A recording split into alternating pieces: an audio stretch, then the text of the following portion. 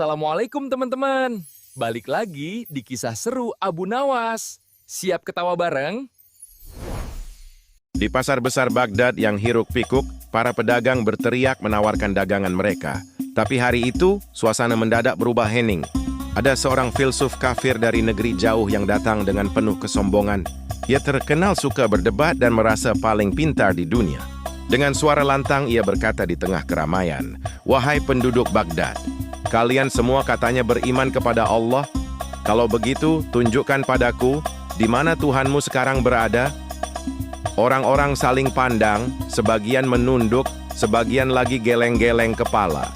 Tak ada yang berani menjawab, takut salah bicara tentang keagungan Allah. Sampai akhirnya dari ujung pasar muncul seorang lelaki sederhana, bajunya biasa saja, sorbannya miring, dan wajahnya tenang. Ia berjalan pelan sambil tersenyum. Orang-orang berbisik, "Itu Abu Nawas." Abu Nawas berhenti di depan sang filsuf dan berkata ramah, "Wahai tuan yang pandai bicara, pertanyaanmu bagus. Tapi sebelum aku jawab, bolehkah aku juga bertanya satu hal padamu?" Filsuf itu menyilangkan tangan dan menatap sombong. "Tentu saja boleh. Aku ingin lihat sejauh mana akalmu." Abu Nawas tersenyum kecil, lalu berkata, "Coba tunjukkan padaku. Di mana angin berada?" Filsuf tertawa sinis. "Angin tentu tak bisa kulihat, tapi aku bisa merasakannya." Abu Nawas mengangguk cepat. "Oh, begitulah Allah. Gak terlihat oleh mata, tapi bisa dirasakan dengan hati dan akal. Kau percaya angin ada, padahal tak pernah melihatnya. Mengapa begitu sulit bagimu percaya pada Allah yang justru menciptakan angin itu sendiri?" Kerumunan pasar pun bersorak kagum. Tapi sang filsuf masih berusaha menahan malu. Ia berkata lagi, kalau begitu berarti Tuhanmu ada di mana-mana. Kalau dia ada di mana-mana, apakah dia juga ada di dalam diriku?" Abu Nawas tersenyum lebih lebar. "Wahai Tuan, cahaya matahari juga masuk ke rumahmu, bukan?" Filsuf menjawab, "Ya, tentu saja. Apakah berarti mataharinya ikut tidur di kamarmu?" Orang-orang pun tertawa keras. Abu Nawas melanjutkan, "Begitulah Allah. Cahaya ilmu dan kasihnya bisa sampai kepada siapapun yang dia kehendaki. Tapi bukan berarti Allah menjadi bagian dari makhluknya. Dia maha tinggi dan maha suci dari segala yang serupa dengan makhluk." Filsuf mulai kehilangan kata. Ia mencoba mencari celah. "Kalau begitu, kalau Tuhanmu tidak di langit, tidak di bumi, tidak dimanapun, berarti dia tidak ada dong?" Abu Nawas menatapnya lembut, lalu menjawab, "Engkau ada di dunia ini, bukan? Tapi bisakah kau lihat matamu sendiri tanpa cermin?" "Tidak," jawab filsuf. "Namun kau tahu matamu ada, bukan?" "Ya, begitulah Allah. Dia ada tanpa harus terlihat, karena mata manusia takkan mampu menatap cahayanya yang terlalu agung." Hening. Kerumunan yang sejak tadi riuh kini diam penuh hormat. Abu Nawas kemudian menatap sang filsuf dan berkata perlahan, "Allah tidak butuh tempat untuk berada, karena dialah yang menciptakan tempat. Langit, bumi, waktu, dan ruang. Semuanya ada karena perintahnya. Jadi jangan tanya di mana Allah, karena pertanyaan itu lahir dari keterbatasan pikiran manusia." Sang filsuf menunduk, wajahnya tak lagi sombong. Abu Nawas tersenyum dan menepuk bahunya. "Kalau kau ingin tahu di mana Allah, carilah bukan dengan mata tapi dengan hati. Karena mata hanya bisa melihat ciptaannya, sedangkan hati yang bersih bisa merasakan kehadirannya." Suara takbir terdengar dari beberapa orang yang menyaksikan. Filsuf kafir itu tak sanggup berkata apa-apa lagi. Ia hanya menunduk dalam diam. Sementara Abu Nawas melangkah pergi sambil berkata pelan, "Ilmu bisa menuntunmu berpikir, tapi hanya iman yang bisa membuatmu mengerti siapa yang menciptakan akalmu." Dan hari itu, di pasar Baghdad, orang-orang kembali belajar satu hal sederhana, bahwa kebenaran Allah tidak perlu dicari di langit atau di bumi, karena dia selalu dekat, lebih dekat dari urat leher manusia sendiri. Setelah debat di pasar Baghdad hari itu, kabar tentang kecerdikan Abu Nawas menyebar ke seluruh kota. Namun si filsuf kafir belum puas. Ia merasa gengsinya jatuh karena dipermalukan di depan orang banyak. Maka keesokan harinya, ia kembali datang. Kali ini ke halaman istana, di mana banyak orang sudah menunggu. Dengan suara lantang ia memanggil, "Wahai Abu Nawas, katamu Tuhanmu dekat. Kalau begitu kenapa manusia tak bisa melihatnya? Bukankah sesuatu yang nyata seharusnya bisa dilihat?" Semua mata tertuju pada Abu Nawas. Ia mengelus jenggotnya sebentar, lalu menjawab santai, "Wahai Tuan Filsuf, bolehkah aku meminta sedikit air?" Seseorang membawakan segelas air kepadanya. Abu Nawas menatap si filsuf dan berkata, "Di dalam air ini ada kehidupan. Tapi bisakah kau lihat dengan matamu bagaimana air memberi hidup?" Filsuf terdiam sejenak. Abu Nawas melanjutkan, "Wah, begitu pula Allah. Tak bisa kau lihat dengan mata. Tapi dari air, dari udara, dari dirimu sendiri, semua jadi bukti bahwa Dia ada." Filsuf menatap dengan dahi berkerut lalu berkata, "Tapi kenapa Allah bersembunyi? Bukankah kalau Dia ingin manusia beriman, seharusnya Dia tunjukkan dirinya saja?" Abu Nawas tersenyum kecil. "Kau ingin melihat Allah dengan matamu. Baiklah, tapi jawab dulu pertanyaanku. Bisakah kau menatap matahari di siang hari tanpa menutup mata?" Filsuf spontan menjawab, "Tentu tidak. Terlalu silau, bisa membutakan mata." Abu Nawas menepuk tangannya pelan. "Subhanallah. Mata manusia saja tak sanggup menatap matahari yang hanyalah ciptaan Allah. Lalu bagaimana bisa kau berharap melihat Allah yang menciptakan matahari?" Kerumunan langsung bersorak kagum. Tapi Abu Nawas belum berhenti di situ. Ia berkata lagi, "Tuan tidak bersembunyi, wahai Tuan. Justru manusia yang menutup matanya. Bila hati penuh kesombongan, bagaimana mungkin bisa melihat kebenaran?" Filsuf mulai menunduk. Namun ia masih mencoba menantang. "Kalau begitu, kapan aku bisa melihat Tuhanmu?" Abu Nawas menjawab lembut, "Engkau akan melihat Allah, bukan dengan mata di dunia, tapi dengan mata iman di akhirat nanti. Sekarang yang bisa kau lihat adalah tanda-tandanya." Filsuf kebingungan. "Tanda-tandanya? Seperti apa?" Abu Nawas menunjuk ke arah langit biru, lalu ke dada si filsuf. Langit yang tegak tanpa tiang, bumi yang berputar tanpa jatuh, napas yang keluar dan masuk dari tubuhmu tanpa kau sadari. Semua itu adalah tanda-tanda Allah. Kalau kau tak bisa melihatnya, itu bukan karena Dia tidak ada, tapi karena kau terlalu sibuk melihat dirimu sendiri. Orang-orang mulai berurai air mata. Ucapan Abu Nawas menusuk hati. Ia menutup dengan kata-kata yang tenang, "Allah bukan untuk dilihat, tapi untuk disembah. Bukan untuk ditanya di mana, tapi untuk diingat dalam setiap detak nafas." Filsuf kafir itu hanya bisa diam, wajahnya lembut kini tak lagi angkuh. Abu Nawas menunduk lalu berjalan pergi sambil berkata pelan, "Semakin dalam kau mencari Allah dengan logika, semakin jauh kau darinya. Tapi saat kau mencarinya dengan hati yang jujur, kau akan sadar, Dia tak pernah jauh darimu." Dan hari itu, di halaman istana Baghdad, semua orang pulang dengan hati yang lebih tenang. Mereka paham satu hal penting, Allah tak perlu terlihat untuk bisa dirasakan, karena kebesarannya sudah nyata di setiap hela napas manusia. Pagi hari di kota Baghdad yang ramai. Abu Nawas berjalan di pasar sambil menunduk, memerhatikan sekeliling. Tiba-tiba, dari kejauhan terdengar suara lantang yang sudah tidak asing lagi. "Ya, si filsuf kafir datang lagi." Dengan suara sombong ia berkata, "Wahai Abu Nawas, kau selalu bilang Tuhanmu ada, tapi tak pernah bisa menunjukkannya. Katamu, Allah tak terlihat, maka tunjukkan padaku tanda-tanda bahwa Dia memang ada." Orang-orang langsung mengerumuni mereka, siap menonton debat seru pagi itu. Abu Nawas tersenyum tenang, "Kau ingin tanda bahwa Allah ada, ya? Tapi katakan dulu, kau datang ke pasar ini jalan kaki?" Filsuf menjawab, "Tentu saja. Kau tahu siapa yang membuat kakimu bisa melangkah?" Tanya Abu Nawas. "Ya jelas aku sendiri." "Benarkah? Kalau kau bisa membuat kakimu, buatlah sepasang lagi sekarang." Orang-orang langsung tertawa kecil, filsuf mulai gelagapan. Abu Nawas menatapnya lebih dalam. "Tuan filsuf, kalau kau minum air, apakah kau bisa melihat rasa segarnya?" "Tentu tidak. Tapi kau bisa merasakannya, kan?" "Ya, bisa." "Nah, begitu pula Allah. Dia tidak bisa dilihat, tapi bisa dirasakan lewat nikmat dan kehidupan." Filsuf mulai kehilangan senyum congkaknya, tapi masih mencoba membantah. "Tapi semua yang kau sebutkan itu adalah alam. Alam bekerja dengan hukum-hukum alam, bukan Tuhan." Abu Nawas tertawa. "Kalau begitu, siapa yang membuat hukum alam itu bekerja?" Filsuf terdiam. Abu Nawas mengambil segenggam pasir dan menggenggamnya di tangan, lalu berkata, "Lihat butiran ini. Masing-masing tak terhitung jumlahnya, tapi tak satu pun jatuh tanpa izin Allah." Ia melepaskan pasir itu, tertiup angin. "Begitu pula hidupmu, Tuan Filsuf. Kau pikir semua kebetulan, padahal semuanya kehendak Allah." Filsuf mencoba menahan malu. "Tapi aku tak pernah melihat Allah di langit." Abu Nawas tersenyum licik. "Dan aku tak pernah melihat otakmu di kepalamu, tapi aku yakin kau masih berpikir, bukan?" Penonton di pasar langsung tertawa keras. Bahkan beberapa orang bertepuk tangan. Filsuf terdiam, wajahnya memerah. Abu Nawas lalu menunduk dan berkata dengan lembut, "Tuan filsuf, Allah tidak bisa dilihat karena pandangan manusia terlalu sempit. Tapi tanda-tandanya ada di mana-mana. Di udara yang kau hirup, di hati yang berdegup, bahkan di pertanyaanmu sendiri."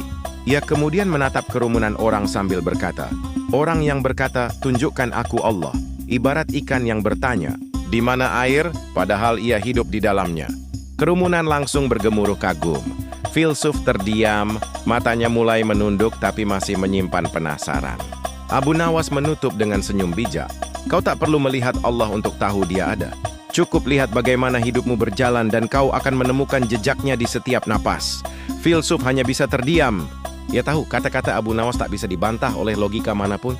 Setelah kekalahannya kemarin, si filsuf kafir tak bisa tenang. Malamnya ia merenung, tapi bukannya sadar. Malah muncul pertanyaan baru di kepalanya. Keesokan harinya ia datang lagi ke istana.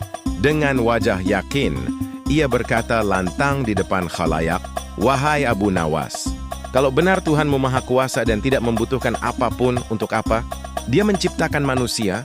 Bukankah tanpa manusia pun Dia tetap Tuhan?" Orang-orang terdiam. Pertanyaan itu terdengar berat, tapi bagi Abu Nawas, wajahnya malah terlihat santai sambil tersenyum lebar.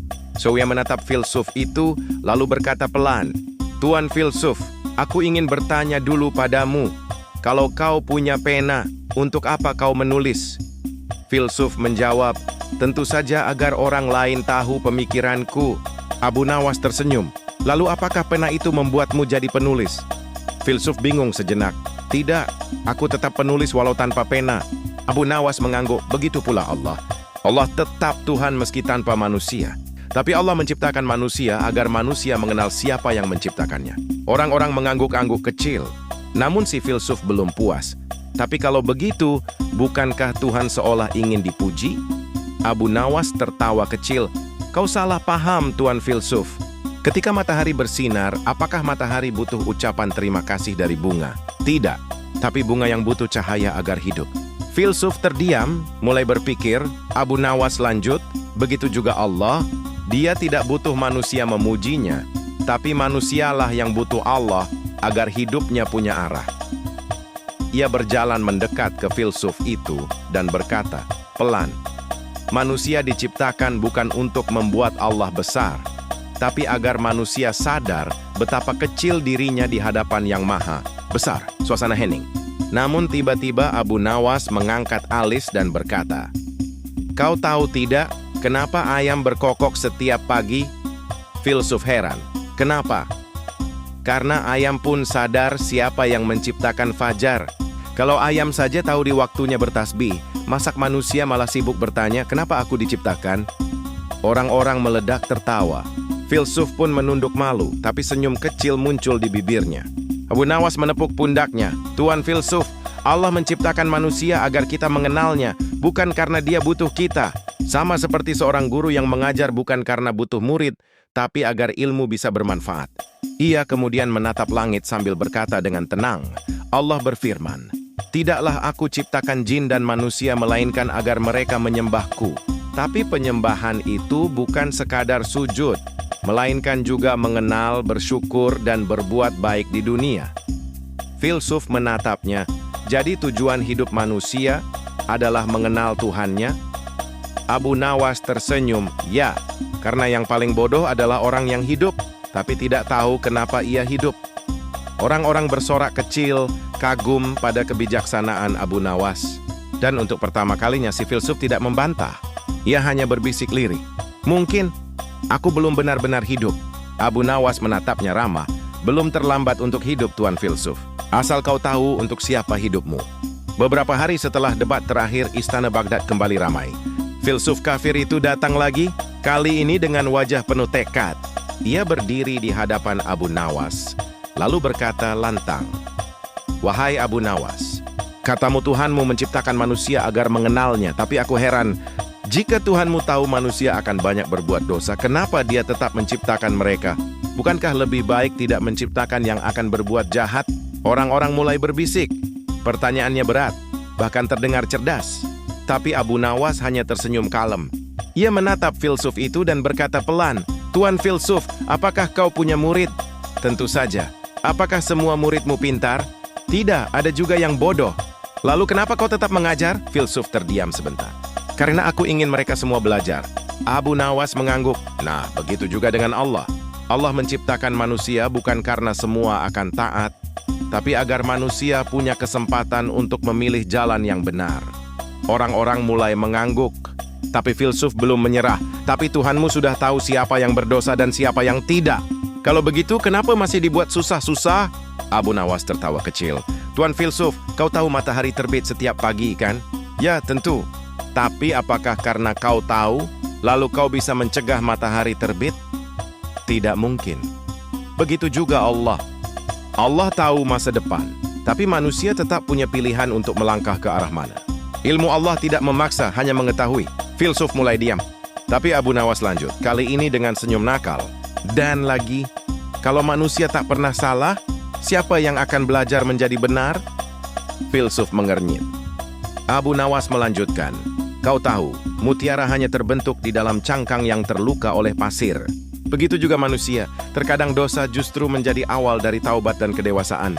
Kerumunan berbisik kagum, namun Abu Nawas belum selesai.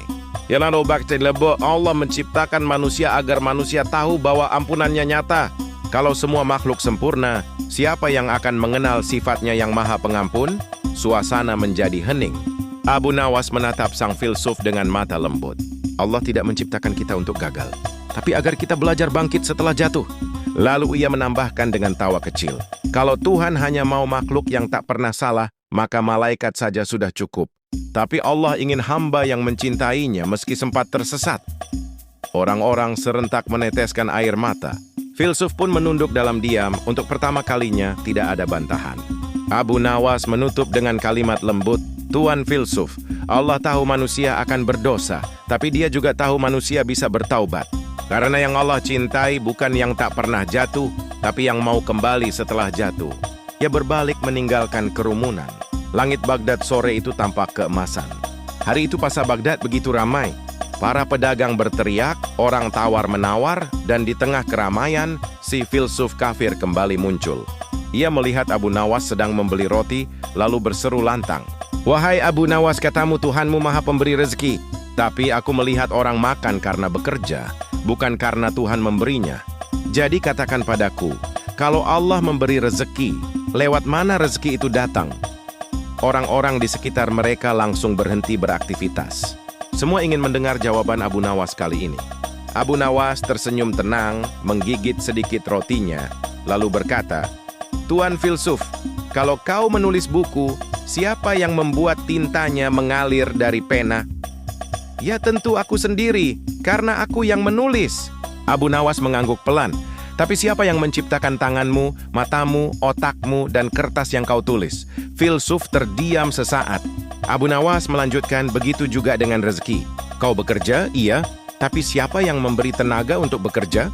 Siapa yang membuat tanah subur, air turun, dan biji tumbuh jadi gandum? Ia menunjuk sepotong roti di tangannya. Roti ini hasil dari gandum. Gandum dari tanah, tanah diberi hujan. Hujan turun karena awan. Awan terbentuk karena air laut yang menguap. Siapa yang mengatur semua itu kalau bukan Allah? Kerumunan langsung bersorak kecil, beberapa mengangguk kagum. Tapi filsuf masih mencoba bertahan. Tapi kalau aku tak bekerja, aku tak dapat uang, Abu Nawas. Abu Nawas tertawa kecil. Benar, tapi kau hanya menjemputnya, bukan menciptakannya. Seperti nelayan yang melempar jaring ke laut, dia tidak bisa memerintah ikan datang, hanya berharap Allah menggerakkan ikan menuju jalannya. Filsuf mulai tertunduk, namun masih berkata pelan. Jadi maksudmu semua yang kita dapat dari Tuhan bukan dari usaha kita? Abu Nawas tersenyum bijak. Usaha itu kewajiban, tapi hasilnya adalah ketetapan Allah. Kau boleh menanam, tapi yang menumbuhkan tetap Dia. Ia kemudian menunjuk ke arah langit. Kalau rezeki hanya karena kerja keras, pasti burung yang tak sekolah tak akan makan, dan bayi yang belum bisa berdiri pasti mati kelaparan. Tapi lihatlah, semua makhluk hidup karena Allah menanggung rezekinya. Kerumunan mulai haru. Bahkan beberapa pedagang yang tadinya sibuk kini diam mendengarkan. Abu Nawas melangkah mendekati filsuf itu, lalu berkata dengan lembut, Allah memberi rezeki lewat banyak jalan. Kadang lewat pekerjaan, kadang lewat orang lain, bahkan kadang lewat ujian agar kita belajar sabar. Ia menatap sang filsuf dalam-dalam. Yang penting bukan dari mana datangnya rezeki, tapi bagaimana kita bersyukur atas setiap yang datang. Filsuf perlahan menunduk, wajahnya tidak lagi sombong. Abu Nawas menepuk pundaknya dan tersenyum. Tuan filsuf, kau tak perlu tahu lewat mana rezekimu datang. Yang perlu kau tahu, tak ada satu pun rezeki yang datang tanpa izin Allah.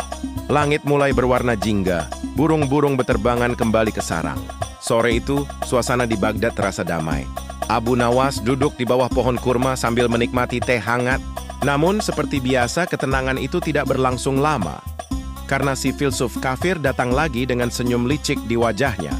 "Wahai Abu Nawas," katanya lantang, "aku mendengar penjelasanmu tentang rezeki kemarin, tapi aku melihat kenyataan yang aneh.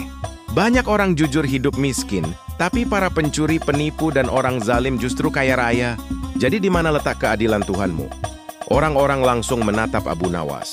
Pertanyaan itu berat, tapi ia hanya tertawa pelan. "Tuan filsuf," katanya, "kalau aku boleh tanya, apakah kau suka makan permen?" Filsuf mengernyit, "Tentu saja." "Kalau begitu, apakah semua permen manis?" "Ya, jelas manis." Abu Nawas tersenyum. "Lalu apakah racun juga terasa pahit?" "Tidak selalu, ada yang manis juga." Abu Nawas menepuk tangannya. "Nah, begitu pula dengan rezeki. Tidak semua yang manis itu kebaikan, dan tidak semua yang pahit itu keburukan." Filsuf mulai diam. Abu Nawas mengambil segenggam pasir dan berkata, "Orang jahat yang diberi kekayaan itu ibarat orang yang makan permen beracun. Ia senang sesaat, tapi kelak binasa karena kesenangan itu." Orang-orang mulai tertawa kecil, sebagian berbisik kagum. Namun Abu Nawas belum selesai. Ia berdiri dan berjalan pelan. "Tuan filsuf, rezeki bukan hadiah tapi ujian. Allah memberi kepada siapapun, bukan karena cinta, tapi karena ingin melihat bagaimana mereka menggunakannya." Ia menatap kerumunan sambil berkata keras, "Bagi orang beriman sedikit rezeki bisa jadi berkah besar, tapi bagi orang zalim, harta yang melimpah hanya menambah kesombongan dan azab." Filsuf menatapnya tajam, tapi nada suaranya mulai pelan. "Jadi, orang jahat kaya bukan karena Tuhan menyukai mereka?" Abu Nawas tersenyum lebar. "Tentu tidak. Itu justru bentuk kasih sayang Allah kepada orang beriman." "Bagaimana bisa?" tanya filsuf. "Karena Allah tidak ingin hambanya yang beriman terlena oleh dunia. Dunia ini cuma tempat lewat, bukan tempat tinggal. Kadang orang jahat dibiarkan senang di dunia, agar kelak ia tak punya apa-apa di akhirat." Kerumunan bergetar hatinya. Abu Nawas menatap langit yang mulai memerah. "Dan orang baik yang miskin bukan karena Allah benci, tapi karena Allah ingin membersihkan hatinya dari kesombongan." Ia menatap filsuf itu lembut. "Kau pernah lihat orang yang sakit tapi diberi obat pahit?" "Ya, begitulah rezeki bagi orang beriman. Kadang pahit tapi menyembuhkan." Filsuf perlahan menunduk, wajahnya tak seangkuh dulu. Abu Nawas tersenyum. "Allah Maha Adil, Tuan filsuf. Tapi keadilannya tak selalu tampak di dunia. Kadang baru terlihat setelah kita tak bisa kembali." Ia lalu menutup pembicaraan dengan lembut. "Jangan iri pada rezeki orang lain, karena yang banyak belum tentu nikmat, dan yang sedikit belum tentu kurang." Langit sor berubah jingga keemasan. Abu Nawas berdiri sambil menatap jauh ke arah sungai Tigris. Hari itu langit Baghdad sedikit mendung. Abu Nawas duduk di depan masjid memberi makan kucing-kucing kecil yang berkeliaran. Tiba-tiba datanglah si filsuf kafir, kali ini membawa sekeranjang roti. Sedih dengan dia menantang tapi penasaran, ia berkata, "Wahai Abu Nawas, katamu Allah Maha Pemberi rezeki. Tapi lihatlah sekelilingmu, banyak orang miskin, anak yatim yang kelaparan, orang tua yang tak punya tempat tinggal. Kalau benar Tuhanmu Maha Penyayang, kenapa ia biarkan itu terjadi?" Orang-orang langsung menatap serius. Abu Nawas hanya tersenyum lembut lalu menunjuk ke arah keranjang roti di tangan sang filsuf. "Tuan filsuf, roti di tanganmu banyak sekali. Apakah kau berniat memakannya semua seorang diri?" Filsuf mengernyit, "Tentu tidak, aku akan menyimpannya." "Lalu bagaimana jika ada orang lapar lewat di depanmu?" "Mungkin aku akan memberinya sepotong." Abu Nawas menatapnya tajam tapi penuh senyum. "Nah, itulah jawabannya." Filsuf mengangkat alis bingung. "Apa maksudmu?" "Allah sudah menurunkan rezeki untuk semua makhluk, tapi Dia menitipkannya sebagian lewat tangan manusia lain. Ketika ada orang lapar, itu bukan karena Allah lupa memberi, tapi karena manusia lupa berbagi. Kerumunan mulai bergumam setuju. Abu Nawas berdiri lalu berkata lebih keras, "Tuan filsuf, Allah tidak zalim. Yang zalim adalah manusia yang menahan titipan Allah untuk dirinya sendiri." Ia mengambil sepotong roti dari tangan sang filsuf dan memberikannya kepada anak kecil yang lewat. Anak itu tersenyum senang lalu berlari pergi. "Lihatlah," kata Abu Nawas, "baru saja kau jadi perantara rezeki bagi anak itu. Dan kau tak kehilangan apapun, justru mendapat kebahagiaan." Filsuf menunduk malu, sementara Abu Nawas melanjutkan, "Kau tahu kenapa Allah biarkan ada orang miskin? Agar orang kaya belajar bersyukur dan berderma. Kalau semua orang kaya, siapa yang akan menolong? Kalau semua kenyang, siapa yang akan diuji dengan kesabaran?" Filsuf berkata pelan, "Jadi kemiskinan itu ujian juga?" "Benar sekali," jawab Abu Nawas. "Kadang Allah uji seseorang dengan kekurangan dan kadang dengan kelebihan. Bedanya, yang kekurangan diuji dalam kesabaran, dan yang berlebihan diuji dalam keikhlasan." Ia lalu menatap ke langit. "Kau pernah lihat sungai Tigris?" "Tentu. Airnya mengalir terus, tapi tidak semua tempat mendapat airnya. Ada yang subur, ada yang kering. Tapi bukan karena sungainya kurang besar, melainkan karena ada yang menutup jalannya. Begitulah rezeki Allah dah selalu mengalir, tapi kadang terhalang oleh tangan manusia yang pelit." Kerumunan langsung terdiam. Beberapa orang bahkan meneteskan air mata kecil mendengar perumpamaan itu. Abu Nawas tersenyum lalu berkata dengan lembut, "Jadi kalau kau lihat orang miskin, jangan salahkan Tuhan. Mungkin itu panggilan agar kita belajar jadi tangannya di bumi." Ia menatap filsuf itu dengan penuh makna. Allah tidak membiarkan mereka miskin. Kitalah yang membiarkan mereka begitu. Filsuf menunduk lama, lalu menatap Abu Nawas dengan mata yang mulai lembut. "Aku mulai mengerti, Abu Nawas. Mungkin aku yang selama ini menutup aliran rezeki Allah." Abu Nawas tersenyum puas. "Selamat datang di pelajaran pertama tentang hati, Tuan Filsuf." Langit mendung pun perlahan terbuka, dan cahaya matahari kembali menyinari Baghdad.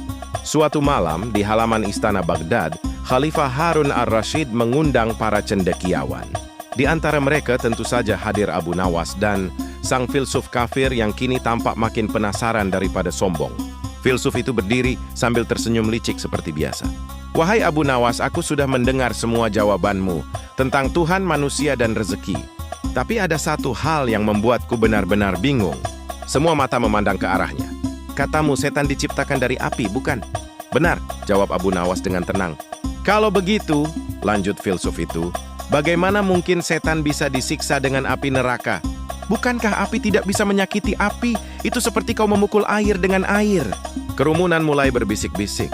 Sebagian mengangguk karena merasa pertanyaannya sulit. Tapi Abu Nawas hanya tersenyum santai dan mengelus jenggotnya. "Tuan filsuf, kau benar-benar pandai, tapi belum cukup untuk menipu logika Tuhan," katanya dengan nada menggoda. Filsuf mengangkat alis. "Apa maksudmu?" Abu Nawas menatapnya tajam tapi masih dengan senyum khasnya. "Kau tahu manusia diciptakan dari tanah, bukan?" "Tentu saja." "Tapi apakah manusia tidak bisa dipukul dengan tanah?" Kerumunan langsung meledak tertawa. Filsuf tercekat, mulutnya terbuka tapi tak bisa menjawab. Abu Nawas melanjutkan, "Kita dibuat dari tanah, tapi kalau dilempar batu, yang juga tanah, bisa luka, kan?" Iya, benar juga," jawab filsuf dengan wajah merah. Abu Nawas mengangguk puas. Begitu pula setan. Allah menciptakan mereka dari api, tapi api di dunia ini tidak sama dengan api di neraka. Api neraka jauh lebih panas, lebih pedih, dan bisa menyiksa apapun yang Allah kehendaki, termasuk setan. Ia lalu berkata dengan nada serius, "Api yang kita kenal hanya sebagian kecil dari panas neraka. Seandainya sebutir bara neraka dilempar ke bumi, niscaya bumi ini akan meleleh seperti lilin."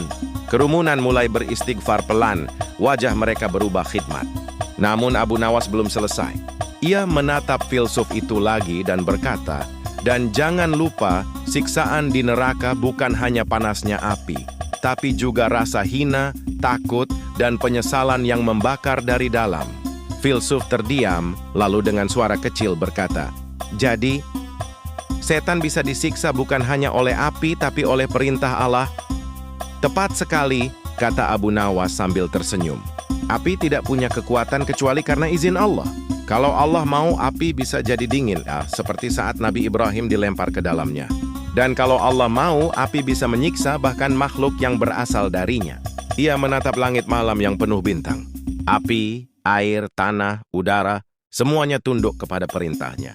Yang sombong hanyalah setan, dan kesombongan itulah yang membuatnya pantas dibakar, bukan asalnya. Kerumunan terdiam kagum. Filsuf yang biasanya penuh logika kini hanya bisa tersenyum kecil. Abu Nawas, katanya lirih, kali ini aku tak punya jawaban. Abu Nawas tertawa ringan. Tuan Filsuf, kalau logikamu kalah oleh api neraka, jangan coba-coba berdebat di dalamnya. Semua orang meledak tertawa, termasuk khalifah yang sampai menepuk lutut karena geli sekaligus kagum.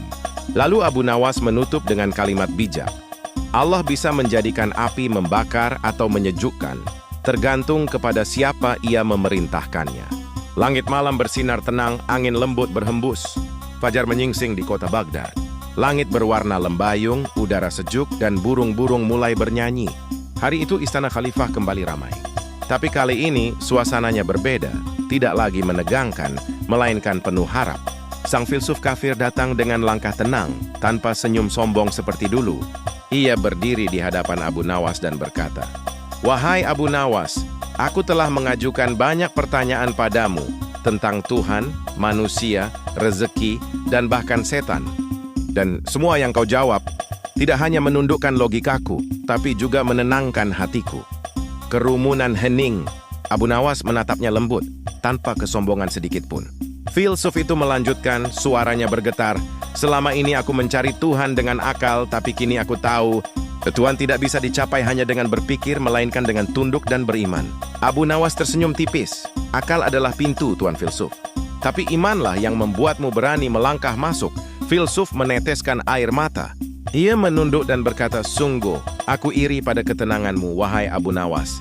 Selama ini aku berdebat untuk membuktikan siapa yang benar, padahal kebenaran itu sudah lama menungguku dalam diam." Abu Nawas mendekat menepuk pundaknya pelan.